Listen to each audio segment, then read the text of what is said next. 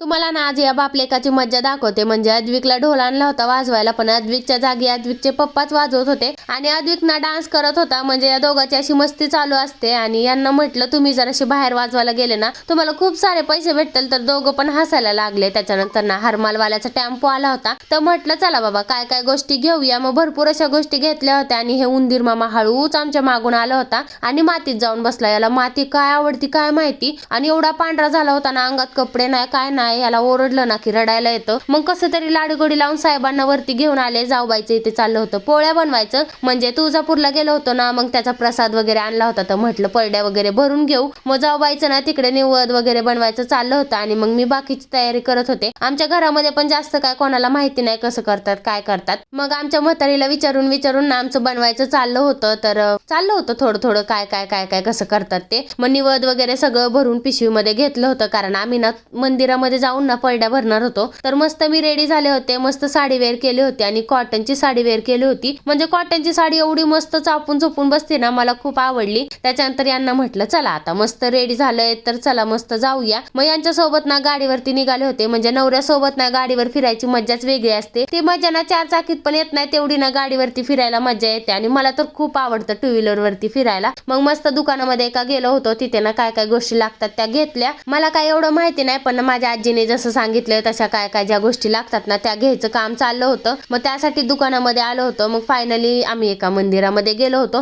तिथे आमचा अद्विक एवढा विचारात पडला होता ना, काय विचार करत होता ना काय माहिती, पण खूप विचार करत होता. आवाज दिल्यानंतर लगेच हसायला लागला. आणि मग मंदिरात आलो. तिथे म्हटलं आता पडद्या वगैरे भरून घेऊ. आणि या आजीबाई आम्हाला भेटल्या होत्या. एवढ्या गोड होत्या ना आणि एवढ्या छान काय काय सांगत होत्या काय काय बोलत होत्या ना. मग म्हटलं चला आता पडदी वगैरे भरून घेऊ. आता माहित तर काहीच नाही. म्हणजे आमच्या घरी ना या सगळ्या गोष्टी खूप करायचे, पण मला काय माहिती नव्हतं, कारण मी कधी कुठली गोष्ट इंटरेस्टने केलीच नाही. ना स्वयंपाक कधी, ना घरातलं कुठलं काम, ना कुठल्या गोष्टी. त्याच्यामुळे ना मला काहीच माहित नाही. मग आता त्या सगळ्या जिम्मेदारीने कराव्या लागतात. मग जसं येते तसं परड्या भरल्या. आमचे लेकरं मस्त असे खेळत होते. मग सगळं झाल्यानंतर चला म्हटलं आता घरी जाऊया. मग घरी निघालो होतो आणि आमचा अद्विक बघितलं का मस्त गाड्या बघण्यात ना बिझी होते आमचे साहेब, कारण त्याला गाड्या खूप आवडतात. तर असा होता माझा आजचा दिवस. चला बाय.